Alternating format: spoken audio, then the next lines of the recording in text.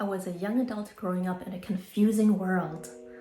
I had no idea what I was doing, but I believe I finally mastered the art of living. I'm here to share with you some of the tips today. Before COVID happened, I used to travel 2-3 times a year. I'd go for usually one long trip to Asia and then a couple of smaller ones during the year to places that are a little closer.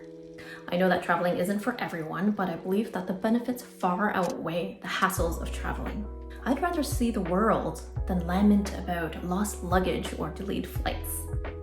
Seeing how other people live, different cultures, meeting new people, it's all priceless. These are experiences that will support your transition to adulthood. Check out the beautiful glaciers in Iceland, run through beautiful tea fields in Japan, or visit a famous museum in Europe. The knowledge and memories stay with you for life. It's not something that you can buy. Live alone. When I was in university, I did not stay on campus. So I stayed at home and I did not experience anything that happened on campus or in residence. Living at home was perfect. I didn't have to cook my own meals, but in doing so, I gave up the experience of being independent. Organizing everything, doing all your chores, taking care of groceries, bills. Living on campus gives you the opportunity to do everything. There's no one to rely on. You'll pick up these new skills much more quickly. Equip yourself. The young adult years are often the best times to equip yourself to face the world out there. You have all the time in the world to prepare yourself, to learn new skills, and to basically provide yourself with enough ammunition to go out there and get it. No one teaches you about mortgages or how to haggle on a new car lease. These are real world skills that you need during your adult life. And you have the time and energy to acquire all these skills when you're young. Take time off. So I've always regretted this. What do I mean?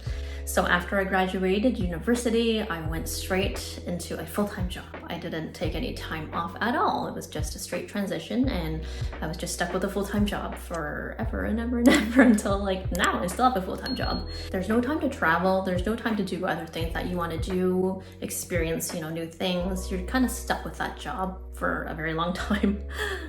Investing and saving. It was only in the past few years that I started looking at investments, really.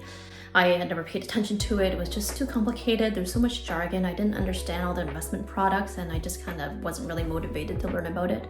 But as I went on, in life, I got older, I started to look at, things like retirement. I'm like, am I gonna have enough money when I retire?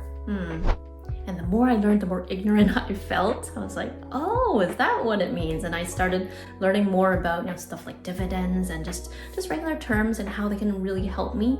Investing can really generate an additional income for you and it's very helpful.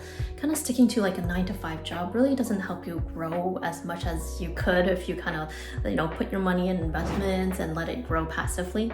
And I realized I should have been investing years ago. Work during school. So I had a job during my entire time in university.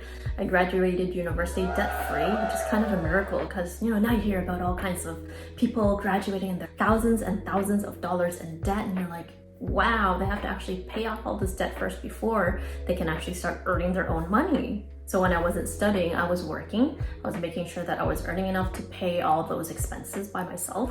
And it's one of the best things I've ever done. Venturing into the adult world comes much faster than you think. I'm hoping that the tips that I presented just now will really help you guys with that transition if you are at that stage in life. Let me know what you think below. As usual, I love to read comments from you guys. If you have any thoughts about the video, let me know and I will reply back.